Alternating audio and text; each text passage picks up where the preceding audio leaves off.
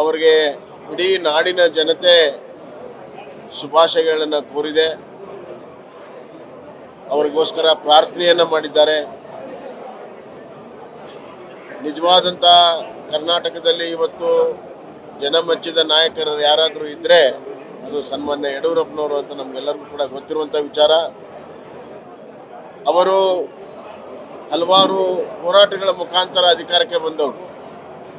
ಯಾತಕ್ಕಾಗಿ ಹೋರಾಟವನ್ನು ಮಾಡಿದ್ರು, ಆ ಅಧಿಕಾರದಾಗಿದ್ದಾಗ ಅವಕ್ಕೆಲ್ಲದಕ್ಕೂ ಕೂಡ ಕಾರ್ಯಕ್ರಮವನ್ನು ಕೊಟ್ಟು ಅತ್ಯಂತ ತಳಸ್ತರದ ಬಡವರಿಂದ ಹಿಡಿದು ಹೆಣ್ಣು ಮಕ್ಕಳಿಂದ ಹಿಡಿದು ಮಕ್ಕಳಿಗೆ, ರೈತರಿಗೆ, ದೀನ ದಲಿತರಿಗೆ ಎಲ್ಲರಿಗೂ ಕೂಡ ಕಾರ್ಯಕ್ರಮವನ್ನು ಮಾಡಿದಂಥ ಧೀಮಂತ ನಾಯಕ. ಜನ ಇವತ್ತು ಅವರನ್ನು ಬಯಸ್ತಾ ಇದ್ದಾರೆ, ಅವರ ಕಾರ್ಯಕ್ರಮಗಳನ್ನು ಬಯಸ್ತಾ ಇದ್ದಾರೆ.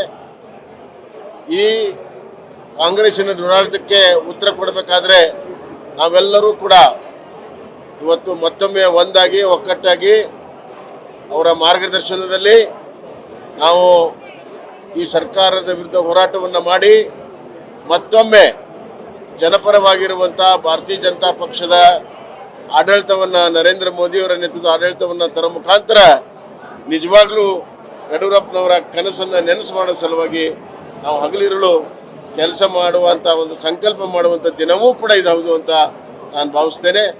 ಅವರಿಗೆ ಶುಭ ಮುಖಾಂತರ ಇಡೀ ಕನ್ನಡ ನಾಡಿಗೆ ಶುಭ ಹಾರೈಸ್ತಾ ಇದ್ದೀನಿ.